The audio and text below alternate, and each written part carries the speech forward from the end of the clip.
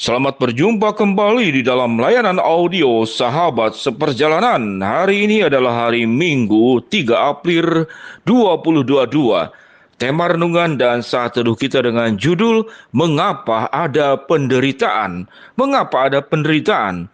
Firman Tuhan terambil dalam Yohanes 9 ayat yang kedua. Murid-muridnya bertanya kepadanya, "Rabi, siapakah yang berbuat dosa? Orang ini sendiri atau orang tuanya sehingga ia dilahirkan buta?" Mari kita berdoa. Bapa yang di dalam sorga, tatkala kami mengalami penderitaan demi penderitaan, musibah demi musibah, masalah dengan masalah, maka kami bertanya kepada Tuhan, mengapa ada penderitaan? Dan kami ingin menemukan jawabannya daripada kebenaran firman Tuhan yang kami mau pelajari. Dalam nama Tuhan Yesus kami berdoa. Amin. Shalom sahabat perjalanan yang dikasihi Tuhan. Mengapa ada penderitaan? Peristiwa yang terjadi di dalam Alkitab yang ditanyakan murid kepada Yesus. Apa yang dikatakan kepada orang yang terlahir buta? Murid-muridnya bertanya kepadanya, "Rabi, siapakah yang berbuat dosa? Orang ini sendiri atau orang tuanya sehingga ia dilahirkan buta?" Sahabat seperjalanan, muridnya mengkaitkan penderitaan, buta, lumpuh, kemiskinan, musibah, masalah demi masalah dengan kaitannya dengan dosa. Muridnya meyakini bahwa orang berbuat dosa akan mengalami penderitaan. Orang yang hidupnya baik dan benar akan terhindar dan jauh dari penderitaan. Maka statement yang disebutkan oleh murid-muridnya jelas ini adalah salah, keliru, dan tidak sesuai dengan kebenaran firman Tuhan. Oleh sebab itu pada ayat yang ketiga Yesus berkata, bukan karena dia, bukan juga karena orang tuanya, tetapi karena pekerjaan Allah harus dinyatakan. Sahabat seperjalanan yang dikasihi Tuhan, kalau dibalik misalkan, kalau kita berbuat baik, kita rajin persembahan, kita rajin perpuluhan, kita rajin melayani, kita orang yang peduli kepada orang lain, maka hidup kita akan bahagia, hidup kita akan lancar, hidup kita akan jauh dari penderitaan. Maka statement ini pun juga keliru. Dengan demikian sahabat seperjalanan menjadi anak Tuhan, dibutuhkan sebuah pemahaman kebenaran itu secara tepat. Jika salah, maka kita menjadi orang percaya yang menjalani hidup sebagai orang percaya dengan pemikiran-pemikiran dan kebenaran-kebenaran yang kita anggap sebagai suatu kebenaran. Padahal itu tidak sesuai dengan firman Tuhan. Jadi apa yang kita pelajari dalam hal ini tentang mengapa ada penderitaan? Yang pertama, keyakinan murid-muridnya bahwa penderitaan tidak ada kaitannya dengan dosa secara penuh. Dan kemudian kalau kebahagiaan, kelancaran, kesuksesan tidak ada kaitannya secara penuh. Karena kita hidup baik, karena kita taat, karena kita setia, karena kita menjalankan firman Tuhan. Dalam Alkitab jelas sekali, banyak orang-orang baik yang menderita. Bahkan dalam sebuah penderitaan yang sangat berat, Ayub, Stefanus, siapa lagi? Banyak orang-orang baik. Dan di dalam masyarakat dan dunia kita bertemu masyarakat biasa yang tidak punya tanda kutip dosa masyarakat. Dia bukan koruptor, tapi hidup dalam kemiskinan. Tapi justru kemiskinan ditimbulkan daripada apa? Dosa-dosa orang yang punya pendidikan, punya kedudukan, lalu menyalahkan pendidikannya, menyalahkan kedudukannya, menyalahgunakan jabatannya untuk kepentingan pribadi. Sehingga sahabat seperjalanan ingat baik-baik bahwa Allah itu adalah Allah yang maha kasih yang paling utama. Bukan Allah yang punya hobinya menghukum. Kalau bisa menyenangkan Tuhan dikasih hadiah. Kalau tidak taat kepada Tuhan dihukum. Tuhan tidak berorientasi tentang hadiah ataupun tentang hukuman.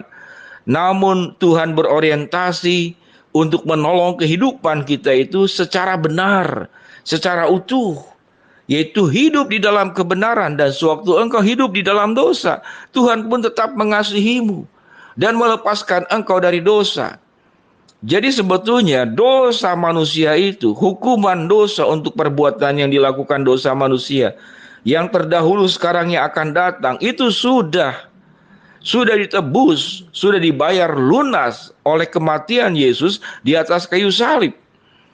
Jadi sewaktu kita berbuat dosa setelah percaya kepada Yesus, maka Yesus dalam pikiran dan kehendaknya Yesus bukan kemudian menghukum, tapi bagaimana dirimu kembali kepada jalan yang benar.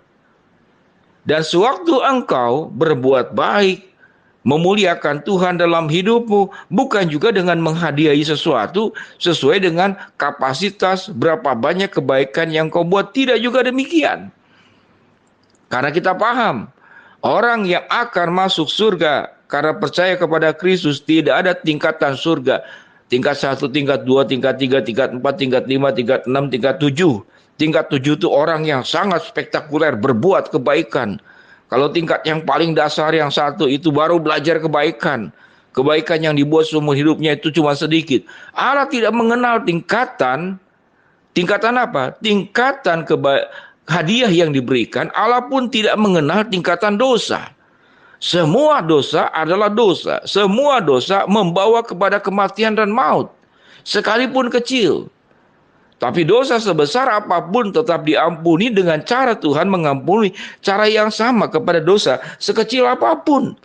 Sahabat seperjalanan, dari jabaran-jabaran yang dijelaskan tadi, semoga sahabat perjalanan menggugurkan konsep-konsep yang keliru yang selama ini. Konsep pertama, kalau orang itu mengalami musibah, cacat, lumpuh, miskin, sakit, penyakit, itu diakibatkan dosa dia atau orang tuanya. Tidak demikian.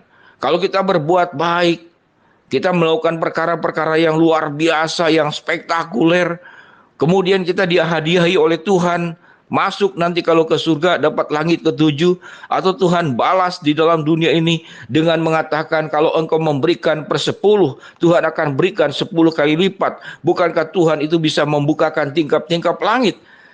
Kita kemudian menyalahi pemahaman tentang perpuluhan itu dengan Tuhan yang suka balas-balasan. Tidak demikian. Kalau Tuhan mau memberkati engkau belum berbuat yang terbaik pun, Allah bisa memberikan. Dan sewaktu engkau berbuat yang terbaik lalu Allah memberikan, itu pun bukan karena engkau sudah berbuat baik, tapi karena itu kehendak Allah.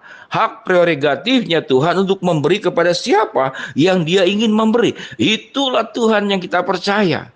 Sehingga mari kita menggugurkan konsep-konsep yang keliru, yang kemudian kita bertanya dari mana penderitaan. Sama seperti murid, jangan-jangan dari dosa kita. Tidak.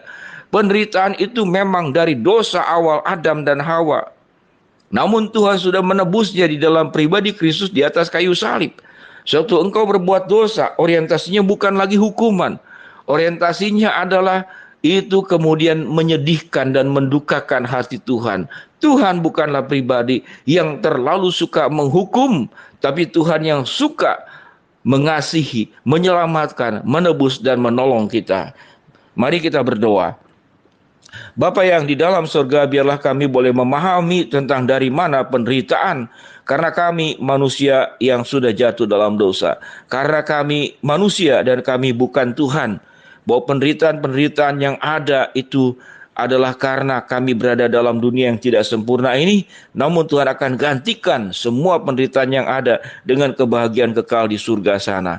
Hamba-Mu berdoa buat yang sedang sakit Tuhan jamah sembuhkan, yang sedang menghadapi masalah Tuhan bukakan jalan, yang sedang memohon berharap sesuatu, Tuhan akan kabulkan sesuai waktu, rencana dan kehendak-Mu.